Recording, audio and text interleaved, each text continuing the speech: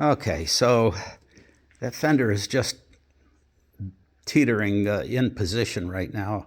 I've made that, I've got to fill in all of this part here. Behind this, I'll show you that in a bit, but behind this, it's separated from rotting away from the fender. So, and I don't have any reference in this area. You can see over here it's the gap that I haven't filled in yet. So I don't have any reference to find out how I should do this line. So I put the fender in position here. I know it's not perfect, but I'll shove it into this part here, and it seems to fit when I do that. I've got bolt holes marks for lining things up. And I made this, let me get down here and I'll show you this bracket here, just a base with a little T on the top, 2x4 T on the top, to just hold it in position. And that seems to work. Originally, I don't know if you can see that, but right there, I had to cut out that piece right there because of the way I did the inner rocker panels. I made them bigger than what used to be there. So anyways, I had to cut a section of that out. So it's just sitting in place right now. And I made this piece up to, based on this, the curvature here. I kept grinding and fitting and grinding and back and forth. This piece here, we talked about last video, where I got it welded in. I know I need to grind all these welds down smooth. Still working on that. Not a fan of grinding, I'll tell you that. But anyways, so I got this piece in position. I had to touch it up here to around the perimeter. And now I want to put this piece in. And I've got this shape here matching the fender. So, and I'm not sure, in the last video, I also had this panel here welded in. I got to do the bottom yet. I got to tack weld the bottom, and I got a little bit over here to still weld and trim. You can see where I had to do some touch-up welds. And I got a seam here, which I'm not happy with, because when I welded this, it was fine. Then I went in the backside. It was actually a day or so later. I went in the backside and welded the back part of this seam to give it more strength. Well, when I did that, that's when I really put too much heat into this part of the panel. So I've got a dimple here. I'm not sure how I'm going to get rid of that. Or it's either a dimple here or a high spot here or both. And then,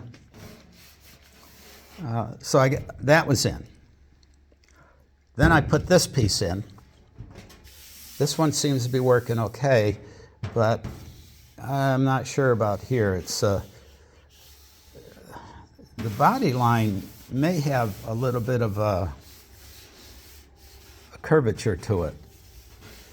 And this is flat. I did put a little curve from here up to match this part.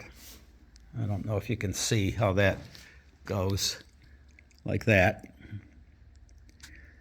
So I did that here, and I'm happy with that, but we may have to just say straight is good enough.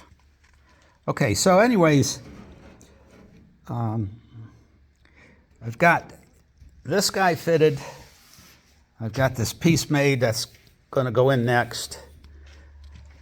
And I'm getting close to having to deal with that. That piece leaning against the truck there on the floor is what I got in mind for maybe from here around to about here.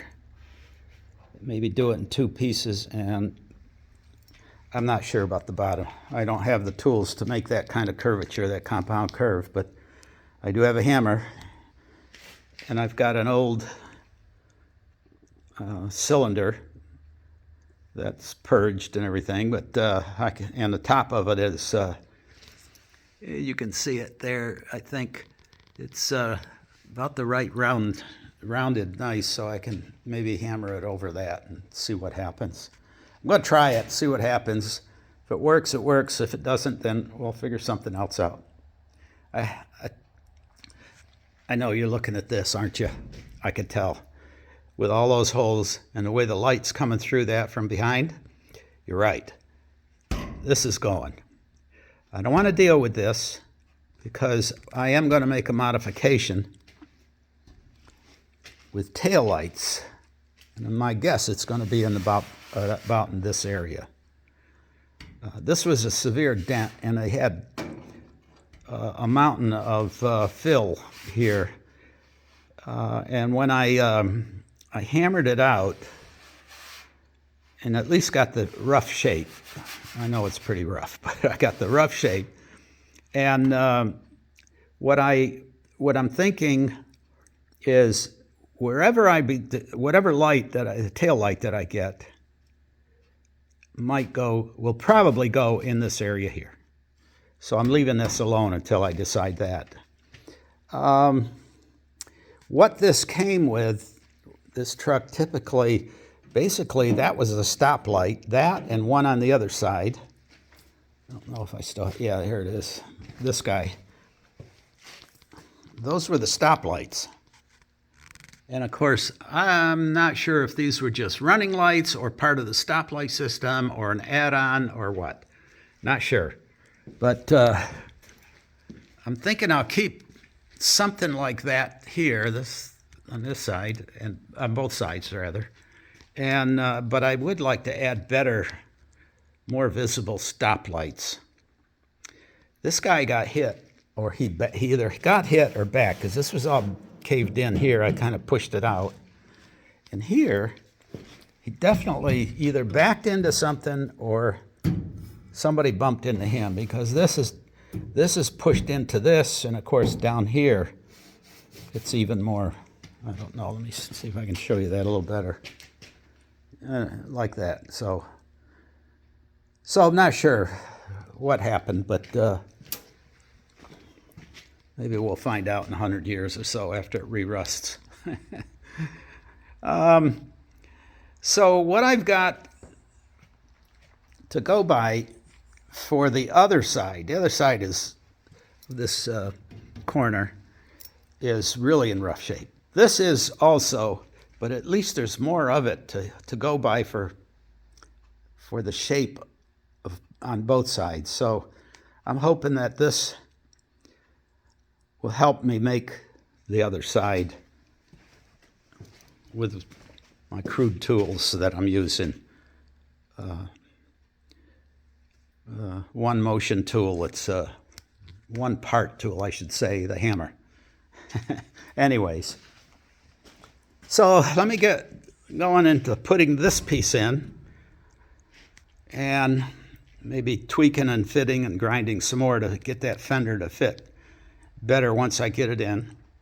And hopefully I can do it without warping anymore here, and then get onto this and figure out how best to do this piece.